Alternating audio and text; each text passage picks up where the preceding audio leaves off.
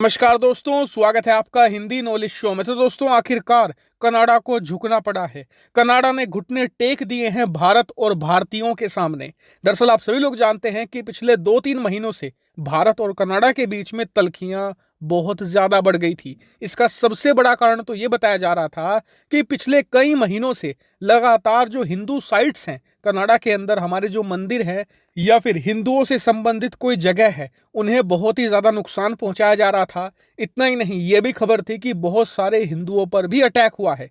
अब भारत की सरकार लगातार कनाडा पर प्रेशर बना रही थी कि आप इस मामले पर ध्यान दीजिए, लगातार हिंदुओं पर अटैक हो रहे हैं, जो मंदिर है उनकी सुरक्षा बढ़ाइए, हिंदुओं की सुरक्षा बढ़ाइए। लेकिन कनाडा की सरकार सुनने को ही तैयार नहीं थी, उल्टा भारत पर ही चढ़े जा रही थी। जैसे कि अब से एक हफ्ता पहले ही भारत ने एडवाइजरी जारी करी भारतीयों के लिए कि जो भी भारतीय कनाडा में जा रहा है या फिर रह रहा है पहले से ही, वो थोड़ी सावधानी बरते, क्योंकि पिछले कुछ महीनों में भारतीयों पर हमले देखने को मिले हैं।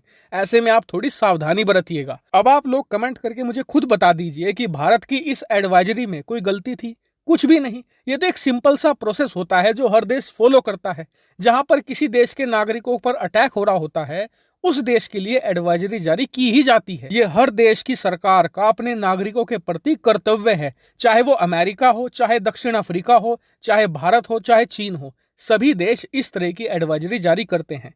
लेकिन इस बात से कनाडा की सरकार को मिर्ची लग गई, उनके अहंकार को ठेस लगी कि जी कनाडा तो एक डेवलप देश है, हमारे यहाँ पर तो बढ़िया सुरक्षा है। भारत तो ऐसे एडवाइजरी जारी कर रहा है जैसे हम कोई अफ्रीकी देश हो। और इसी बात से चिढ़कर इन्होंने भारत के खिलाफ बदला लेने की कोशिश करी। इन्होंने भारत के खिलाफ उल्टी एडवाइजरी जारी करी कि कनाडा का कोई भी व्यक्ति भारत के सरहदी इलाकों में ना जाए, वहां पर लैंड माइन का खतरा है। लैंड माइन नहीं समझे तो ऐसे बम जो वजन से ट्रिगर होते हैं, मतलब कि आपने वजन रखा और जैसे ही वजन उठाएंगे वो फट जाएगा। अब आप खुद बताइए, कनाडा की इस एडवाइजरी का कोई तुक है? कुछ भी नहीं। बस भारत से बदला लेने के लिए इन्होंने ऐसा किया था। लेकिन भारत पीछे नहीं हटा। भारत पिछले एक हफ्ते से लगातार इन पर प्रेशर बनाया जा रहा था, लेकिन कनाडा झुकने का नाम नहीं ले रहा था। लेकिन अब से 2 दिन पहले ऐसी घटना घटी जिसने कनाडा की सरकार को भी हिलाकर रख दिया।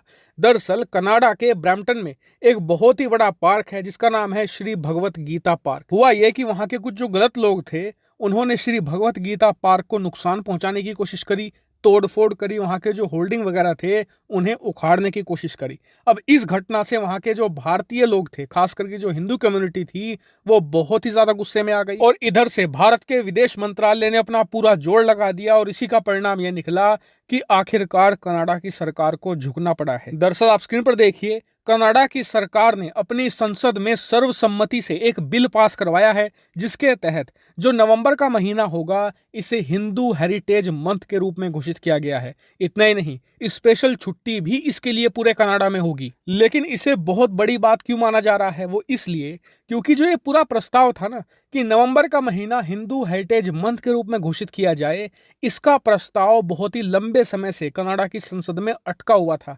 ये पास नहीं हो पा रहा था। लेकिन जब से हिंदुओं पर कनाडा में अटैक हो रहे हैं तो कनाडा की सरकार पर प्रेशर आ रहा है कि वो हिंदुओं पर ध्यान नहीं दे रही।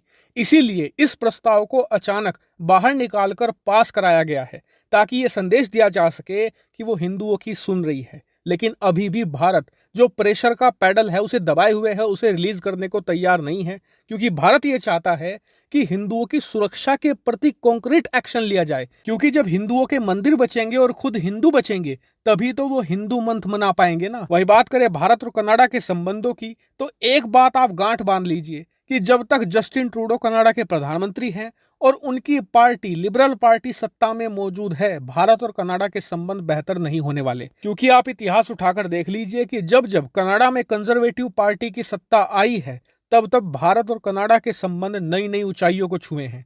अगली बार तभी ऐसा होगा जब कंजर्वेटिव दोबारा सत्ता में लौटेंगे।